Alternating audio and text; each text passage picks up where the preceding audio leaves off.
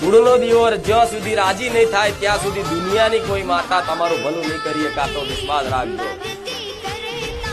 આજ કદાચ થોડા ઘણા કામ તમારા હું કરતી હોય ને તો તમારી કુળદેવીની રજાથી કરતી હોય, તમારી માતાના એક ભલામણથી કરતી હોય, તમારા વતી થોડા એને વિનંતી કરી અને તમારા કામ કરતી હોય. અને જો તમારી કુળની માતા એમ કે હા મારી વસ્તીનું આ કામ કરજે, ત્યારે મારા જેવી મેલડી કામ કરે, નકર હું બેકાર. તમારા કુળના દીવા આગળ હું બેકાર. તમારા માટે સર્વોપરી તમારી કુળદેવી, મારા કરતા બી મોટી તમારા માટે તમારી કુળદેવી.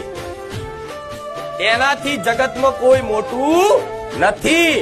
તમારા માટે, પોતાના માટે, જે પોતે એની કુળદેવી જે માનતો હોય એના